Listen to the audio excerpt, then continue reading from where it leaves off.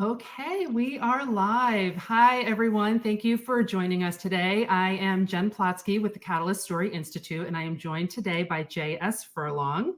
She is the award-winning and best-selling author of the Unimaginables series, Hidden City and Tattooed Angel. She is also the author of Antagonists for Vampire the Masquerade. She is the producer of a Food Network pilot, several circuses. Yes, you heard that correctly. Her first middle grade novel, Meredith at the Met, and picture book, Mrs. Cheesley Loves Cheese, are releasing this fall. Jen is the mother of 4 and lives on a farm in Virginia, which all sounds amazing. Jen, thank you so much for, I should say, I'm sorry, J.S. Furlong, also known as Jen, so as I call her Jen.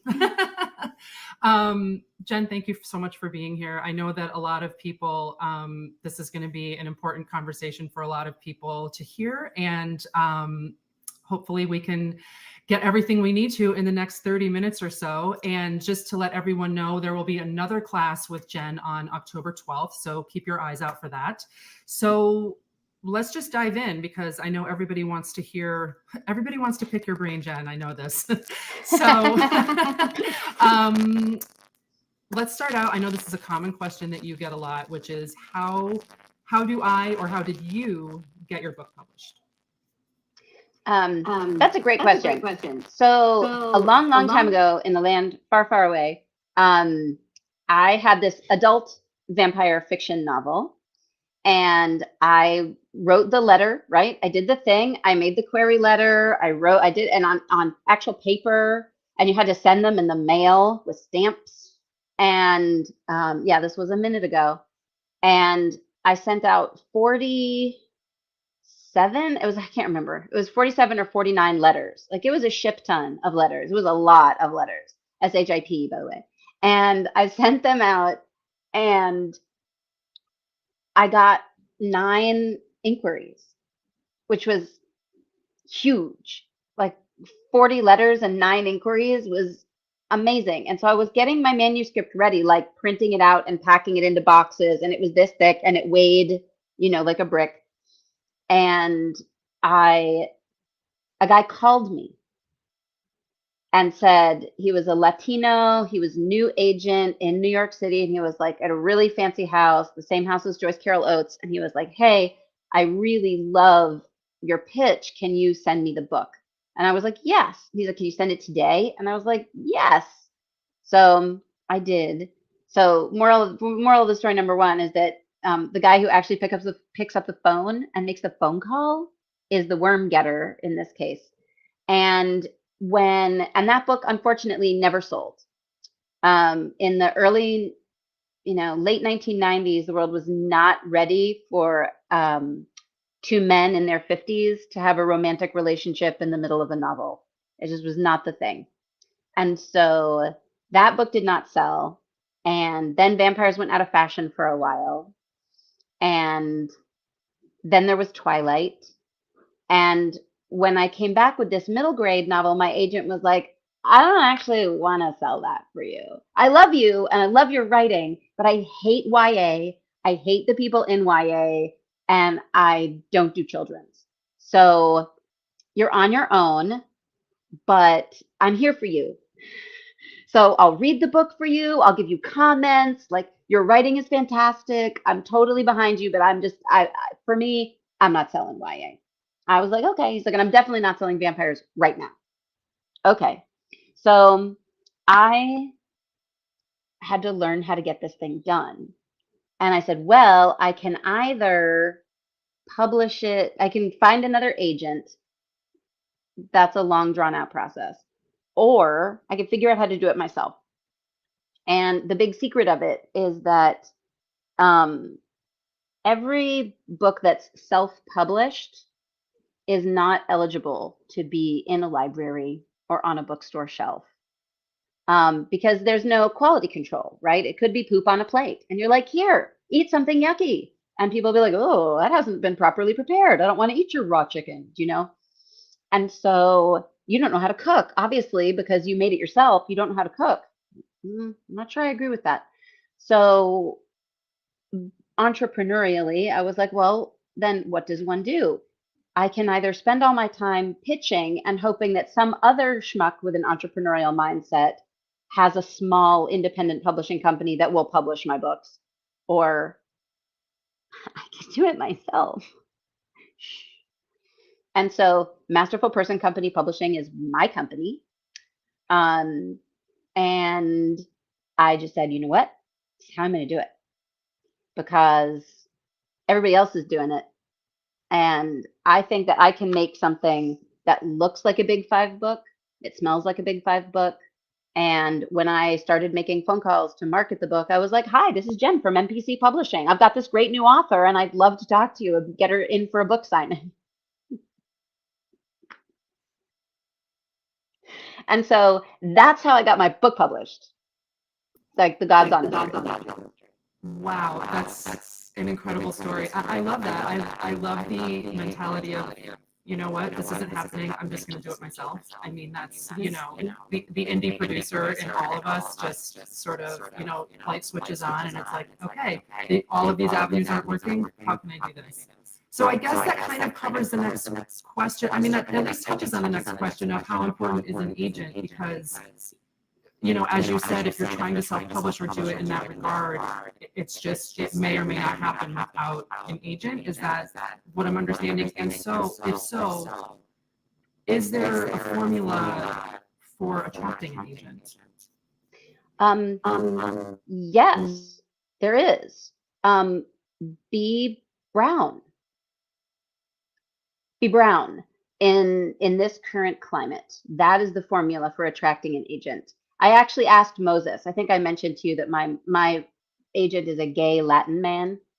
And I actually said to him, no one will take me right now, regardless of what I write, because of the color of my skin. Is that correct? And he's like, I wish that I could tell you something different, but that is absolutely true.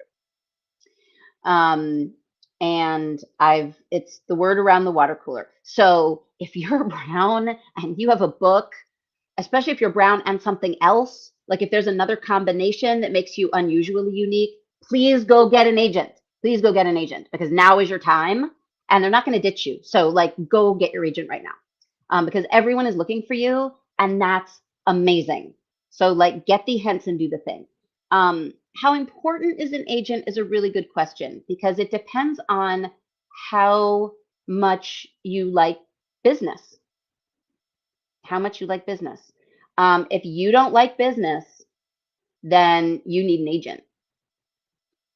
If you like business and you like knowing how many books you sold, and you like knowing that you can go and pick up a stack of 100 books and go sell them on the weekend wherever you so choose, and you want 100% of your royalties, then having an agent is not that important, because the steps are the same. I basically studied a bunch of Big Five authors and the Big Five companies, and I was like, well, how do they do it?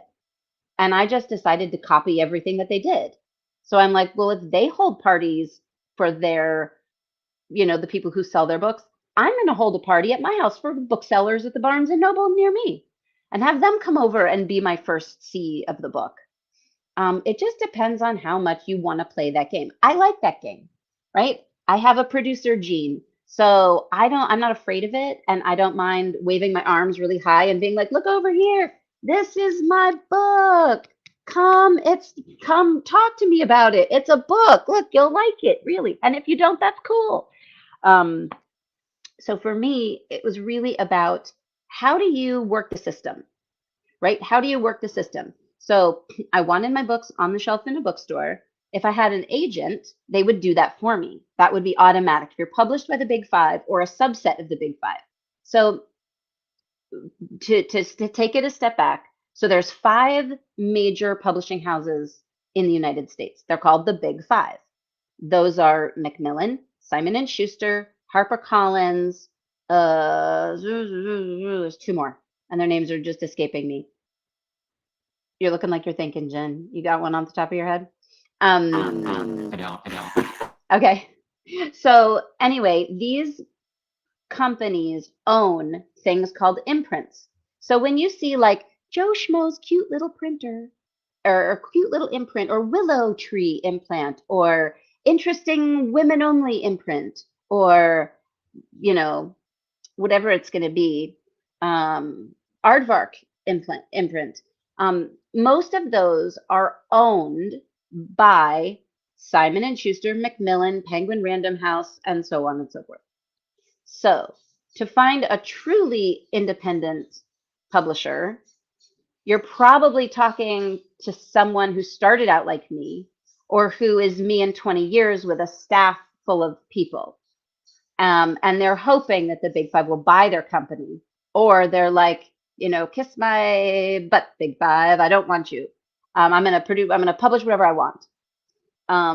So when you have an agent, they can guide you toward which direction is going to be right for your writing.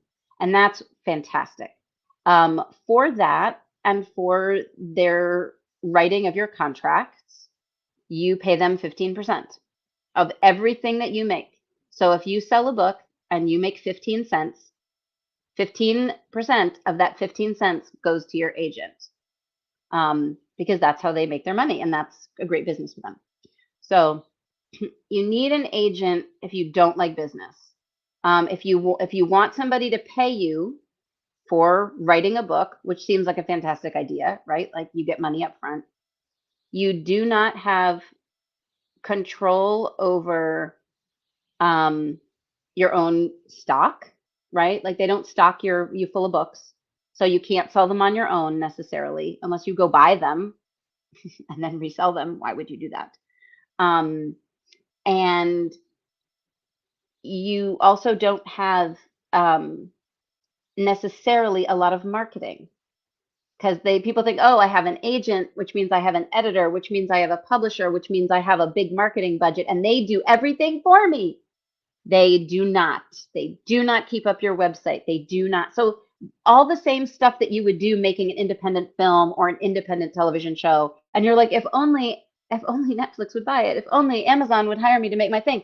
Well, yeah, that'd be fantastic. But you lose a lot of the things that you think you're going to get, you may not necessarily get. And I mean, there's more. Like this is an onion that I'm just sort of giving you a little bit of the onion. Yeah, no, that makes sense. I mean, definitely, it's the same model that, just sort of industry-wide or in any industry, I would imagine.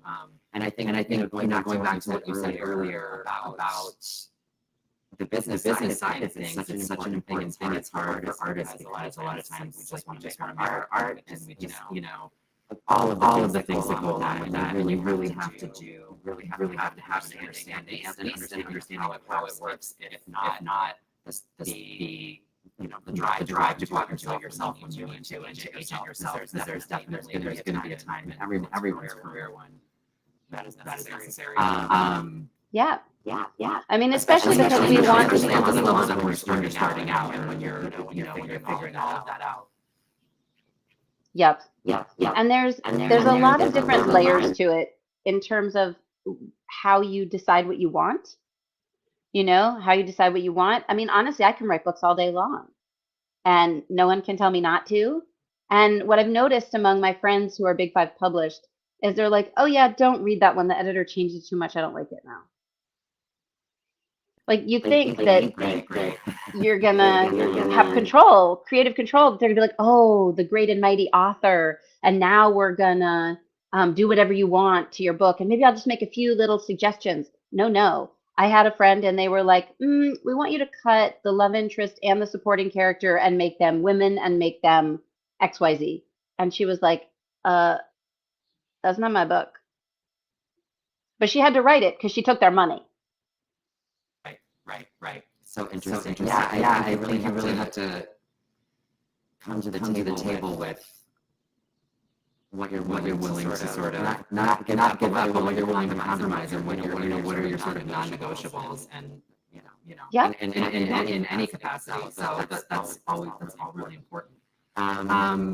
So you're talking a bit about your journey here, and we touched on how you got your book published, but I know you have sort of if you want to embellish that or go into greater detail on your the further steps of your journey, or your sort of, as you call it, your eggs to omelet story. My eggs to omelet story. So thanks for inviting me to talk about that, because that's something that is interesting, I think, to people who write TV. So my son is an actor, and he was in a show that was written by Stephen King. And every day we'd get to the set, and Clark would have learned all these lines that were written by Stephen King the night before. And he'd have learned his script, and he'd get there, and the director would be like, "No, no, just say what you feel." And Clark was working with a 10-year-old actor who did not know how to say what he felt. He had no improv experience. And he was like, "It's not the script." And while we were on that shoot, I really started watching how a book becomes a movie, or it was a limited series. So how a book becomes a limited series. And what I had said to myself about 2 years before was, I really want to write for television. I really want to write for television. So how do I do that? Do I get an agent? And how I feel, the whole agent thing, like it's a bit of a process. Do I write a spec? Do I do the things, right? There are the steps. And I said, you know what? It does not sound really intriguing to me at all. I have 4 kids. I have a lot on my plate, and I really don't want to sit down and write a spec. So what I'm going to do is I'm going to take one of these novels that I wrote 5 years ago off my shelf. And so I pulled Hidden City out, and I was like, okay,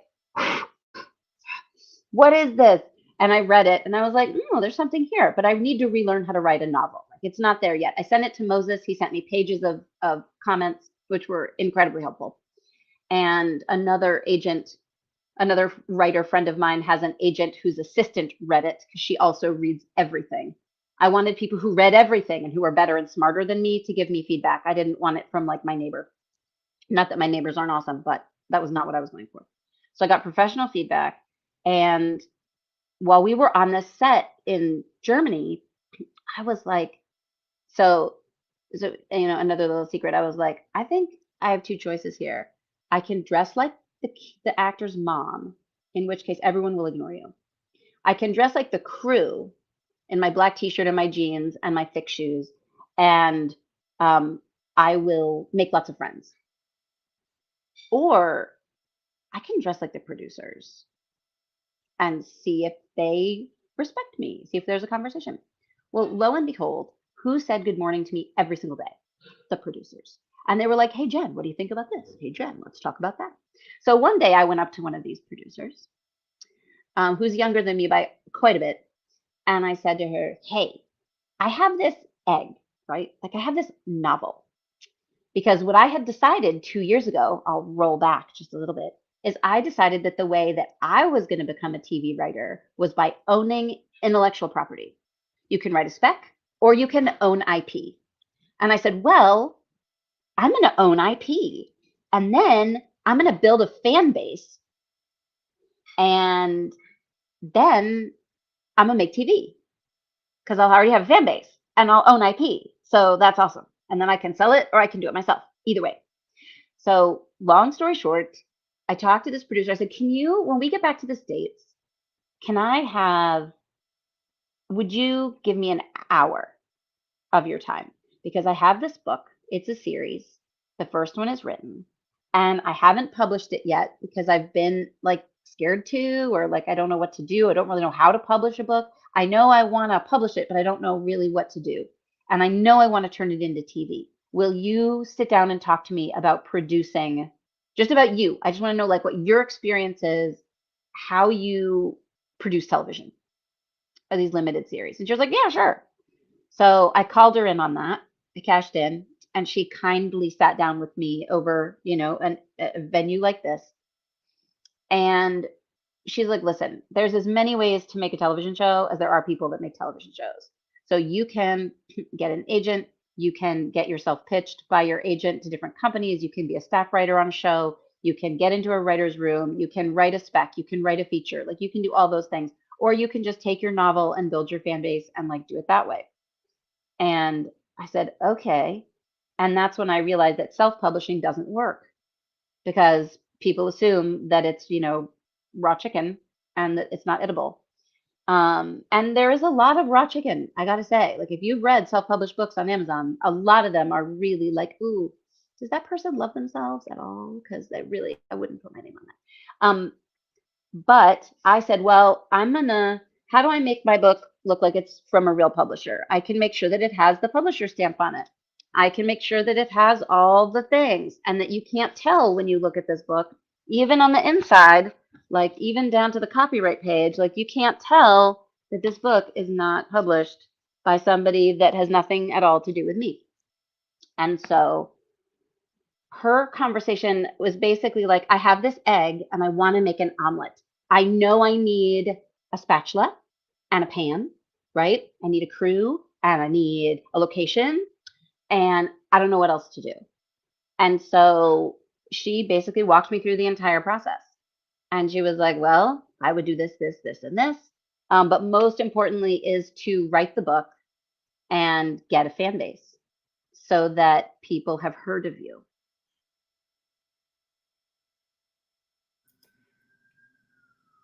Fascinating. I love that. I love the story of just going to set and being like, okay, how do I do this and what do I wear? And let me sort of reverse engineer this and see what happens. I think that's brilliant. It's brilliant. Okay, so should we talk about adaptations? Yeah. I guess the question, this is, something that you and I had talked about previously that you can talk about at length, but why is the industry so filled with book adaptations? And maybe just talk about, maybe just, a broad overview of sort of what that looks like. Yeah. It's really super simple. Why is the industry full of book adaptations? I mean, I could literally, I'm hard pressed to name something that isn't a book adaptation. I don't think The Sopranos was a book adaptation, but that was put out in how long ago? 6 Feet Under, not a book adaptation. How long ago was that put out? Yeah. I don't want to date myself. Buffy, right? Buffy the Vampire Slayer, not a book adaptation. Although, they've done lots of stuff with it since. But the reason why book adaptations are a thing, and the reason why I think it's something like between 75 and 90% of the content that we consume on television is adapted from books, even if you don't know about it, is because there's a guaranteed audience. There's a guaranteed audience. It's a really smart investment. I mean, you have to think about investing in entertainment as kind of a gamble. And so for the people who are doing it as an investment, as opposed to as a gamble, they need to know they're going to make their money back. And so if you have a book that already has sold, 100,000 copies, then there's at least probably 500,000 people that are going to tune into your show because people have been given copies, they've ripped it off at the bookstore, they've read it at the library. Like there's all kinds of places to get books and to get books cheap or free. Some of them are ethical, some of them are not. However, they exist and people read free. So that's great. I always tell people, if you don't want to buy my book at my booth, that's totally fine. You can read it free at the library. And people are always like, oh, your book is in the library? And I'm like, what is that? Yeah. Right. Well, what's so amazing is that they're like, that makes it legit. And it's not, I donated my first copy to the library and then they bought one and then it was always checked out. So they bought another one and then that one was always checked out. So they bought a third one and then they bought the audiobook and then they bought the ebook. So like it happens. And so now they all bought the second book. See, isn't this pretty? This is my second book. This is Tattooed Angel. Oh, let me see if I can get it in front of the camera. She's thick. I love it. She's thick. So, but now the library has that too. So the reason why book adaptations are a thing is because they're a solid investment. They're a solid investment. And half the work is done for you, right? You don't need AI. Just go get a novelist. They've already written the stinking story. All you have to do is pull out the pieces that work for television. So when I wrote these books, I wrote them with the camera in mind. I wrote them to cinematic structures. I mean, I wrote them with novel structures as well, but I definitely made it so you could turn Hidden City into an 8 or 10 episode limited series, like easy peasy.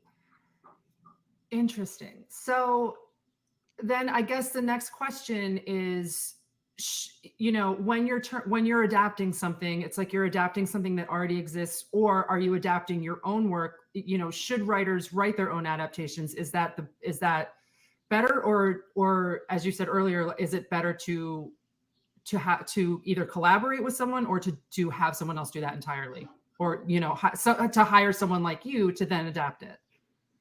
Well, that's a great question. I think that if you have the cinematographically writing skills, right?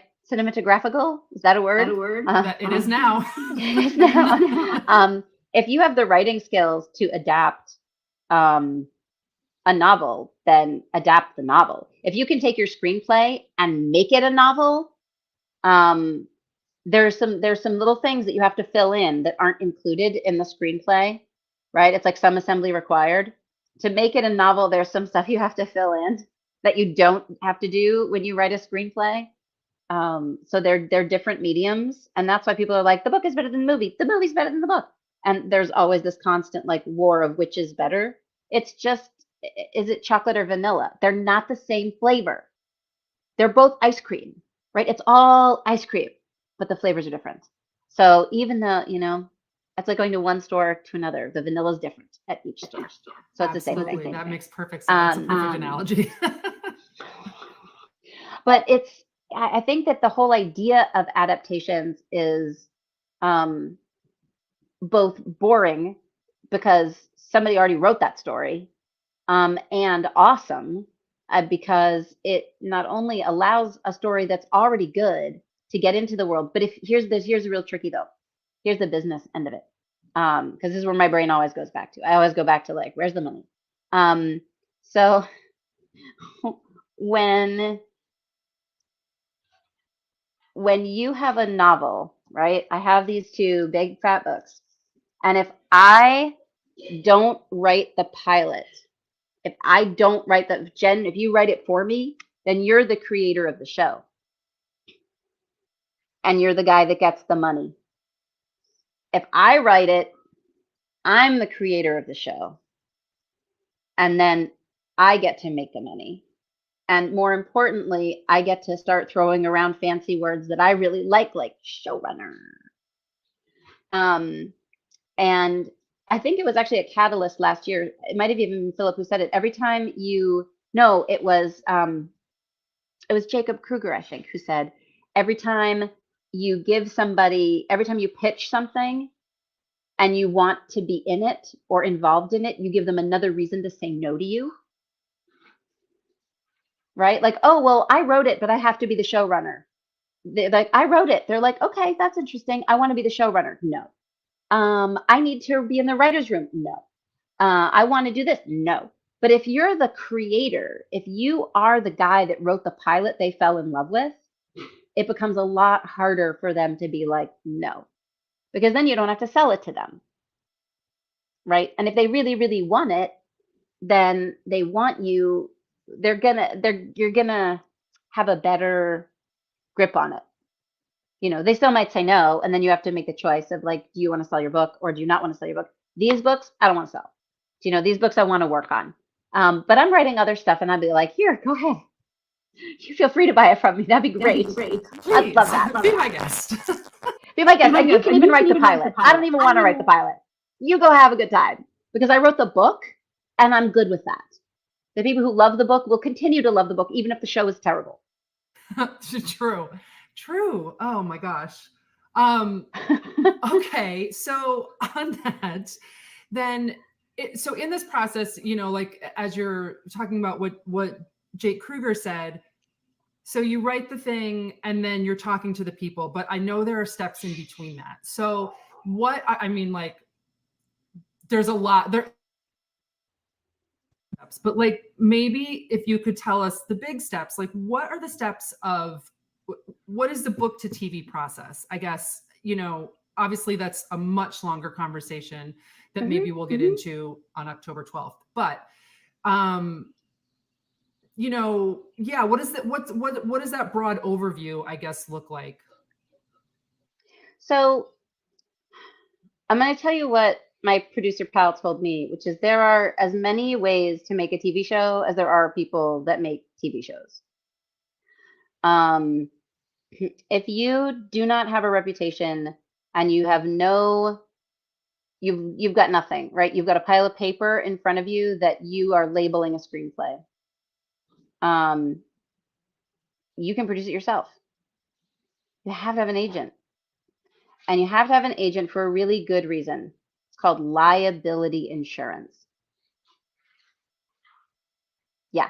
So if I have an agent, so I'll tell you a little story, short story.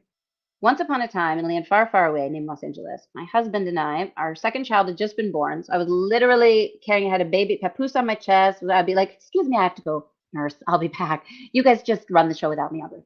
So I would go off and do what I needed to do, and I'd come back. And so I produced this pilot for the Food Network. And they were like, we love it. We can't wait. This is going to be fantastic.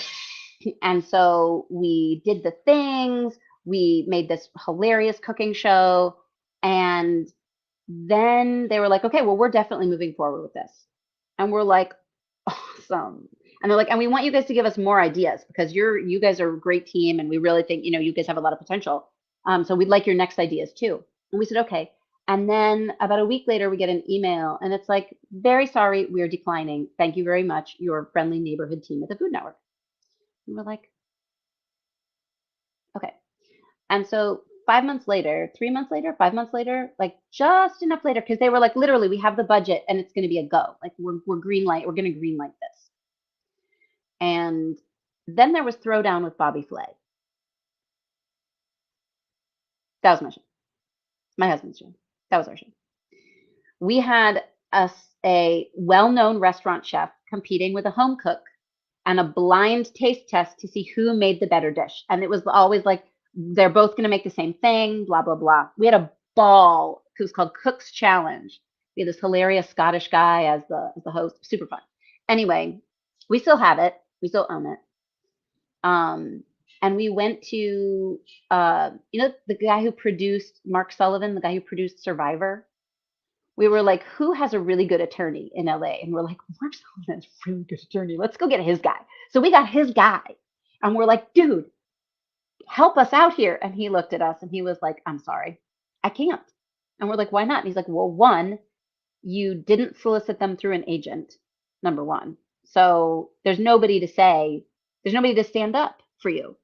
Like there's no legal buffer for you. And second of all, his idea is a celebrity chef, not a professional restaurant chef. So it's not the same show. Like we know, we get it. Like, yes, it's your show, but too bad, so sad. Go home, mwah, bye-bye. Thanks for playing. Have a coffee on your way out. And so yeah. So no dice there. Maybe we'll sell it to PBS.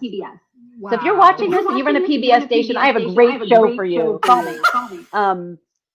But, really, truly, the process is to get your book to a TV show. Either you have an agent or you own everything and you fund it yourself and you do it as an indie, just like making a movie for a festival. It's the same animal. You just need more money. You just need, and only hire people who are better and smarter than you. Like that's it. Like that's the rule of hiring. Don't hire somebody who you have to drag along. Only hire people who are better and smarter than you, and try always to work with people who are only better and smarter than you, because you don't know what you don't know. And you don't know when you're going to sit down next to somebody and they're going to be like, I've really been wanting to invest in something just like your project. Or when you're going to wake up one morning and be like, this isn't the project. That's the project. I'm so glad I didn't waste my time on that thing that I was so attached to. So like, you got to release your attachments. You got to breathe And you just always have to have your eyes open. Like you create the vision of the thing that you want to be happening. And then you look, your eyes are always open. Your question is, I am always asking myself, what's another way I can market this book? What's another way I can get, and you don't want everybody, you just want the people who are going to love your thing. Don't pitch your horror movie to somebody who hates horror movies. Exactly. Right? Like you have to find the person that loves you. Right. And I love the whole, like, again, like the reverse engineer, or not even the reverse engineer, just the mastermind level of like, okay, like the survivor guy's attorney, like, this is what I want. Like, how do I get that? How did he get that? Who does he have? And then figure that out and go for that. And I think that's just, a lot of times it's like people ask, like, I know you get this a lot, like, hey, can I pick your brain? Like, how did you do this or how did you do that? And it's a lot of times like, I just went with what I looked at what other people were doing that were doing things that I wanted to do, and how did they figure that out? And then I did that. It's just, I don't want to say it's just that simple, but it is kind of like, it kind of is just that simple. Yeah. I mean, I was an actor for 30 years. Like, what did I do? I started acting when I was 10, right? On the professional theater and film when I was 10 years old. And what I learned over the course of the 20 years to follow that was that you just have to, like, you mimic it, right? Like, how does he stand? How does she stand? What do people look like when they're getting really frustrated and the steam is coming out of their ears? How do I put that in my body? Right? And so being an actor is very monkey see, monkey do for me. And, not just about like, can I emote, but like, can I put my body into that state? Because then it'll all just happen. And I view this as very much the same process. And, follow along, friends, because, we'll see. Maybe 5 years from now, you're going to be like, man, she didn't know anything about what she was talking about. But on the other hand, you might be like, that book sounds familiar. I know a story about a 14-year-old chess champion from New York who moved to Richmond after 9/11 and fell in with a vampire hunting crowd. But why do I know that? Because that's why you know that, you just never know. But the thing is like, you can do the thing you want to do, but it may not be through someone else's way. If you're going to go the traditional route, get an agent, take your time, breathe, do the things. And if you're not going to do it the traditional way, then that's cool too. And it doesn't mean that you're not going to do it. It can't. I mean, Martin Scorsese during the old WGA strike figured out a new way. Welcome to independent films. Exactly. Yeah, there's always a way. It's like you said with, with the book to TV process. It's like there's as many ways as there are people working on, in television. So it's just finding what works for you. Yeah. Brilliant. I love it. Well, and on October 12th, what I think is going to be super fun is that we have the opportunity to dig into individual projects, right? Like I'll break this down in more detail, as to like what exactly I did, because this was kind of an overview, right? But I didn't tell you, oh, by the way, you have to actually do this, and this in order to make XYZ happen. I likened the other day it to making a fruit salad.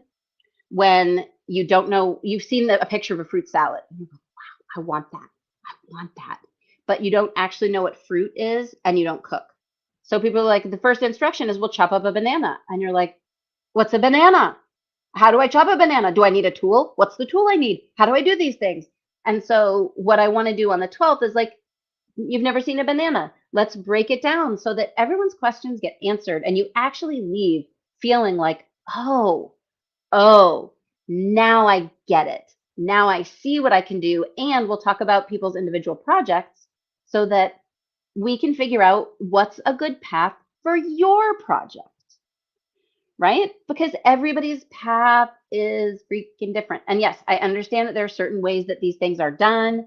But who's your team? Where are your people? Where's the person who's going to fall in love with you? And how do we get to that person? Do you know? I love that. And I'm excited for the class on the 12th. And and to sort of like dive into this in a much more in-depth way, because I know that it's really going to be helpful for a lot of people. And I know this was just even by itself is really helpful for a lot of people, especially in our audience and in Catalyst and beyond. So I really appreciate you spending this time with us, and I have the link up here, everyone. If you want to, please check out Jen's class on the 12th, and you can register at this link, and we'll see you there. Jen, thank you so much. I really appreciate all of your insight here. It's just invaluable, and I just think you're a hero, and I appreciate you. It was my pleasure and super fun. And, I just believe that we all have to stick together. There's room for everybody's content. That's what I love about being a writer instead of an actor, is that an actor, only one guy gets the part, but we can all have novels. And people can read all of our novels, and we're all going to be able to do the things together. So, like, let's go, guys. I'm here for you, and I want to make it shine. Thank you so much. You're amazing. My pleasure. All right, we'll see you guys next time. Thanks so much. Take it easy. See ya. Bye.